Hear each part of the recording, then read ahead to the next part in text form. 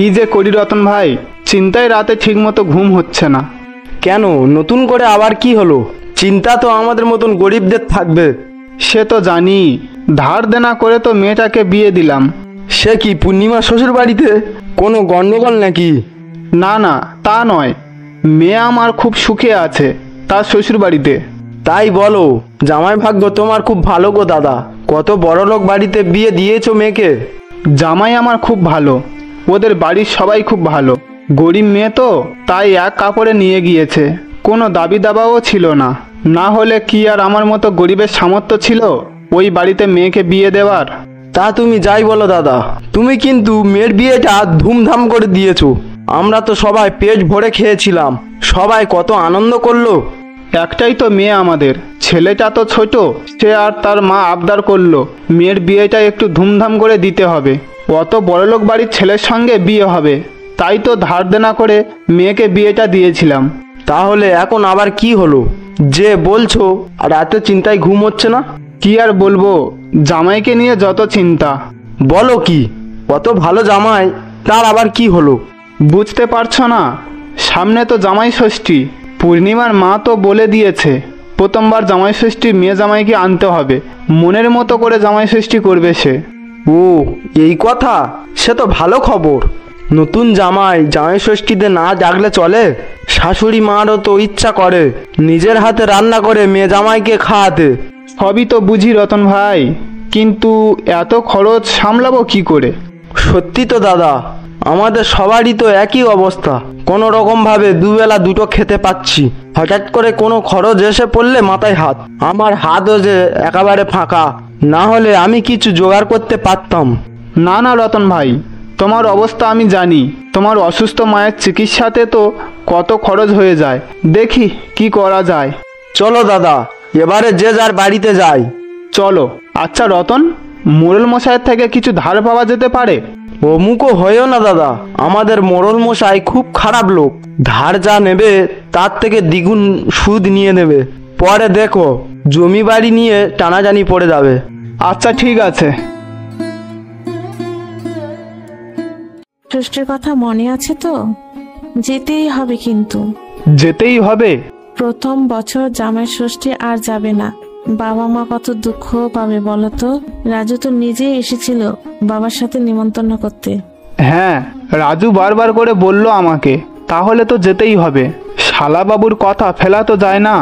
যা কেনাকাটা আজকেই করে নিতে হবে, কিন্তু কাল পরশু দোকান খুলবে, খুব ভিড় হবে। ঠিক আছে, কি কিনতে হবে বলো তো? সে অনেক কিছু, মার জন্য শাড়ি, বাবার জন্য ধুতি পাঞ্জাবি, রাজুর জামা প্যান্ট। আচ্ছা, কি কি লাগবে সব লিস্ট করে রাখো, আমি অফিস থেকে ফিরে তোমাকে বাজারে নিয়ে যাব, গাড়ি ভর্তি করে কেনাকাটা করব আজ। এত কিছু কিনবো? এই জানো তো, আমার না কোনোদিন বাজার থেকে এত জামা কাপড় কিনিনি। আমরা গরিব ছিলাম তো, বাবা কত কষ্ট করে রোজগার করে, তাই দিয়ে যা পারতো আমাদের জন্য কিনে আনতো। আমি আর রাজু তাতেই খুব খুশি হতাম। তুমি কত অল্পতেই খুশি হয়ে যাও, মাও কিন্তু সব সময় তাই বলে, বৌমা খুব ভালো। তোমরাও খুব ভালো গো, আমার মতো গরিব ঘরের মেয়েকে যে এই বাড়িতে এতটুকু জায়গা দিয়েছো, তাতেই আমি ধন্য। ওসব কথা ছাড়ো, এ বাড়িতে সবাই তোমাকে খুব ভালোবাসে, তবে সে তো আর শুধু শুধু নয়, তোমার ব্যবহার আর অন্যদের জন্য তোমার কর্তব্যবোধ, তাই জন্য। আমি কিন্তু এই বাড়ির সবার জন্য জামা কাপড় কিনবো আজ।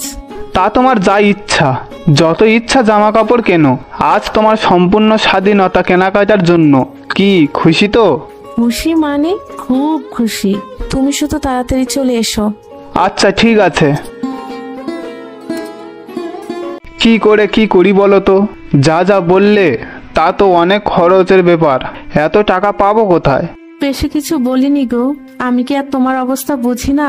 তবে সামান্য কিছু তো করতেই হবে, না হলে যে মেয়ের সম্মান থাকবে না। সে তো বুঝি, কিন্তু কারোর কাছে তো সাহায্য পাচ্ছি না এখন, দেখো যদি কমের মধ্যে কিছু করা যায়।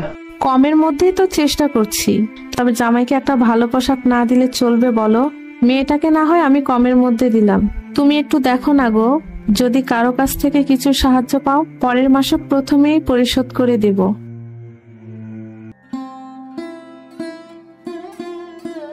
ও মা, বাবাকে দেখতে পাচ্ছি না। বাবা বাজার করতে গিয়েছে বুঝি? দিদি জামাইবাবুর জন্য জামা কাপড় কিনবে? হ্যাঁ তাই তো, তবে তার আগে টাকা জোগাড় করতে পারলেই হয়, তা না হলে যে কি হবে। ওই দেখো মা, বাবা এসে গেছে। একটু জল দাও তো। ও বাবা, দিদি জামাইবাবুর জন্য কি কিনেছো? দেখাও না, কাল ওদের আমরা কি খাওয়াবো। রাজু, তুই একটু থাম তো, বাবাকে একটু বিশ্রাম করতে দে। আর যা, বাবার জন্য এক গ্লাস জল নিয়ে আয়। ওগো, টাকা জোগাড় করতে পেরেছো তুমি? কালকে আমরা জামাই ষষ্ঠী করতে পারবো তো? না গো, আমার মনে হয় এবছর জামাই ষষ্ঠী করতে পারবো না। অনেক চেষ্টা করেছি, কিন্তু কিছুতেই টাকা জোগাড় করতে পারছি না। সে কি, এসব কি বলছো তুমি? আমরা মা বাবা হিসেবে এতটুকু করতে পারবো না? মেয়ে জামাইকে ভালো মন্দ খাওয়াতেও পারবো না? এমনই কপাল আমাদের। আমরা যে গরিব, আমাদেরকে সবকিছু মেনে নিতে হবে। আমাদের জামাই খুব ভালো, তাকে আমাদের অবস্থা বুঝিয়ে বললে সে ঠিক বুঝতে পারবে। তুমি ঠিকই বলেছো, আমাদের মতো গরিবদের এত সকাল রাত করতে নেই। আমরা মেয়ে জামাইয়ের জন্য কিছুই করতে পারলাম না। চলো খাওয়া দাওয়া করে নি, বিকেলে দেখি যদি কারোর কাছ থেকে টাকা পাওয়া যায়। হ্যাঁ চলো, তোমাকে খেতে দিই। এই দেখো, কথায় কথায় ভুলে গেছি, তুমি সেই কখন জল চেয়েছিলে, আর রাজু জল নিয়ে পৌঁছাতে পারলো না। ছেলেটাকে নিয়ে আর পারা যায় না। ছেড়ে দাও, ছেলে মানুষ। চলো, হাত মুখ ধুয়ে খেয়ে নিবে। চলো। কি গো, রাজু কোথায়? ও খাবে না? কোথায় কে জানে, ঠিক কোথাও বেরিয়েছে। বাড়িতে আসুক আজকে। আরে বকো না ওকে, দিদি চলে যাবার পরে খেলার সঙ্গী তো আর পায় না, একা একা থাকে। দিদি জামাইবাবু আসবে শুনে কত আনন্দ আছে। সেটা তুমি ঠিক বলেছ, আমাদের জামাইয়ের সঙ্গে রাজুর খুব ভাব। রাজু এলে আমি খাবো, তুমি খেয়ে নাও। বিকেলে বেরোবে বললে তো? না, আমিও খাবো না। মেয়ে জামাইকে কাল খাওয়াতে পারবো না, আমার গলা দিয়ে খাবার নামবে না গো। রাজু এলে একসাথে খাবো।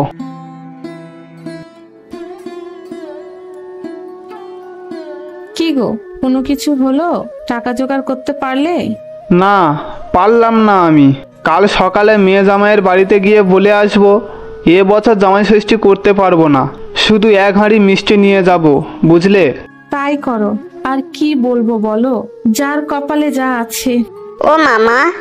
কি রে, কোথায় ছিলিস? সারাদিন খাওয়া দাওয়া নেই?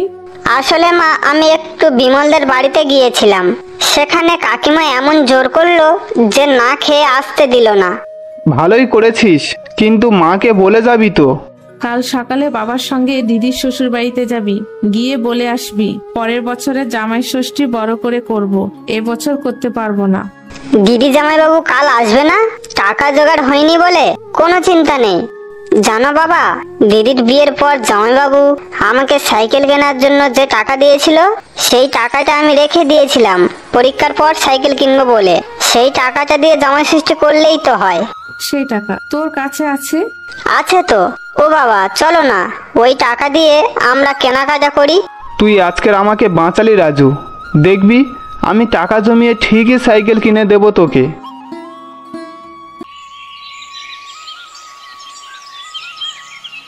মা, আমরা এসে গেছি, দেখো আমরা কত বাজার করে এনেছি। ও মা। আসছি রে বাবা। এ তো অনেক বাজার করে এনেছো গো। যেমন ভেবেছিলাম ঠিক তেমনই আয়োজন।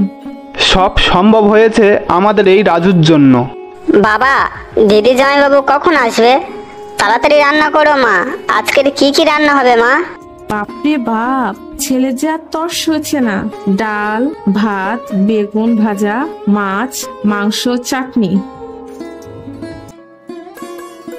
এ তো এলাই আয়োজন মা, এত পথ, কোনটা ছেড়ে কোনটা খাবো সেটাই তো বুঝতে পারছি না। সঙ্গে দই আর মিষ্টিও রয়েছে। আপনারাও বসে যান, সবাই মিলে একসাথে খাবার মজাই আলাদা। শালাবাবু, তাড়াতাড়ি খেয়ে ঘুরতে যেতে হবে তো। কি পার্টনার, সব ঠিক আছে তো? সব ঠিক আছে জামাইবাবু। কালকের বাবা মাকে ওইভাবে কাঁদতে দেখে তোমার কাছে গিয়েছিলাম। আমাকে সঙ্গে সঙ্গে আজকের আয়োজনের সব টাকা দিয়ে দিলে। তোমার জন্য জামাইবাবু আজকের আমরা এত মজা করতে পারলাম। শুধু তোমরা কোথায়, আমিও তো কত আনন্দ করতে পারলাম। তোমার দিদি এতদিন পর বাবা মাকে দেখে কত খুশি হলো বলো তো। জামাইবাবু তুমি সত্যি খুব ভালো, কিন্তু যদি বাবা মা জানতে পারে আমি তোমার থেকে টাকা নিয়ে মিথ্যা বলেছিলাম, তাহলে খুব রাগ করবে, আবারও ওনারা কষ্ট পাবে। আচ্ছা হয়েছে পার্টনার, আমি তো তোমাকে টাকাটা এমনি এমনি দিইনি, এটা আমার ব্যবসার পার্টনার হিসেবে তোমার জন্য আমার প্রথম ইনভেস্টমেন্ট। লিখে রেখেছি কিন্তু পরে রোজগার করে শোধ করে দিও না হয় কি, এবারে ঠিক আছে তো? সত্যি পার্টনার, তোমার জবাব নেই। জামাইবাবু জিন্দাবাদ। বন্ধুরা, আমাদের এই ভিডিওটি তোমাদের কাছে কেমন লেগেছে? যদি ভালো লেগে থাকে তাহলে ভিডিওতে একটা লাইক, কমেন্ট আর সাবস্ক্রাইব করতে ভুলবে না। দেখা হচ্ছে পরবর্তী নতুন কোনো গল্প নিয়ে। ততক্ষণের জন্য সবাই ভালো থাকবে, সুস্থ থাকবে। ধন্যবাদ।